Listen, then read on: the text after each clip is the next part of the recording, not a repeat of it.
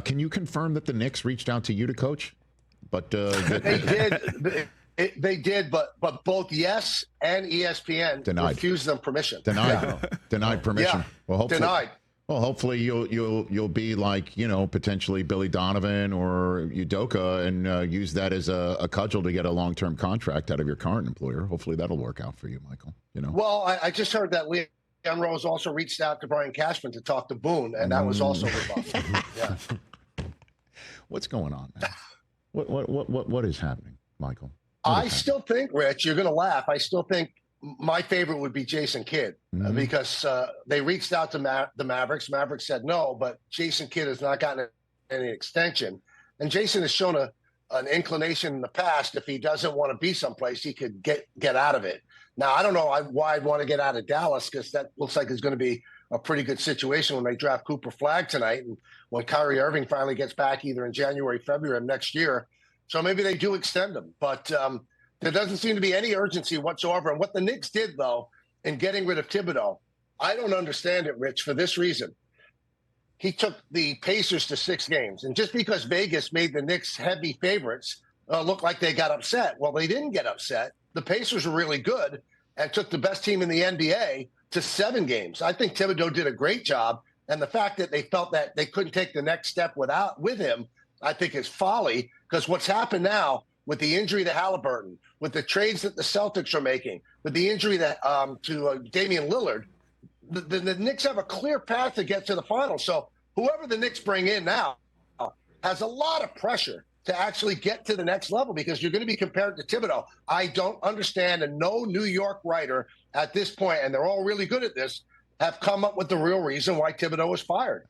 I don't know if players spoke against him. We know that Jalen Brunson loves him, and he's the most important player on the team. So I'm not quite sure why he was let go, and it's going to be very intriguing to see who they select as the next guy moving forward. Right, because making a splash to essentially say, see, this is what we were doing this for.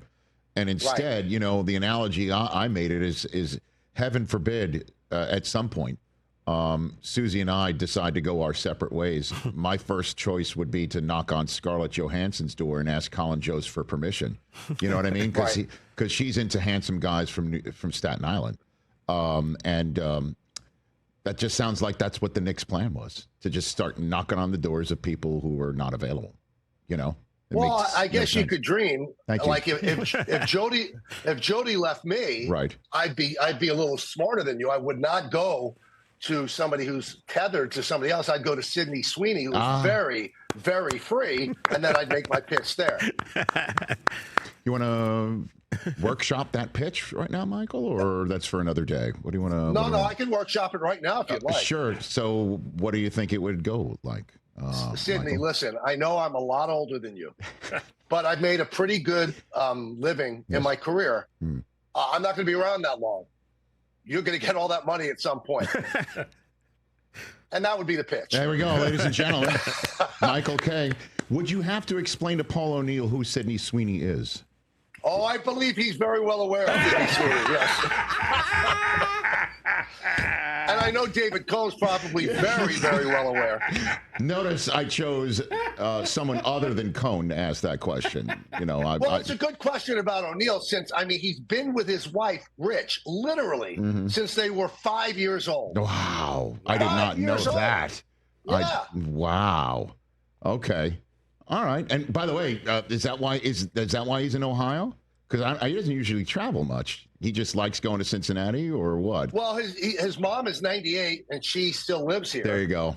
And Neville's mom is in her 90s, and she still lives here. There you go. And the O'Neills still keep a home here, so they do come back and to visit the moms all the time. They mostly live in Florida. But yeah, he's a home team, he only wears the pinstripes. He doesn't really do road grays much. Yeah, I know. He's kind of like, is he a modern day Rizzuto, right? He just doesn't go home, in the 7th inning to beat the GWB traffic. You know, I mean, Rich, I don't know. I always tell people that he is our modern day Rizzuto. Is that right? He says whatever he wants on the air. Holy cow! I think Paul's a very entertaining, Me too. Illuminating broadcaster. I really do think he does a great job. Yeah, you do a great job with him. Catch the Rich Eisen Show live weekdays from 12 to 3 p.m. Eastern on Roku Sports Channel in the U.S.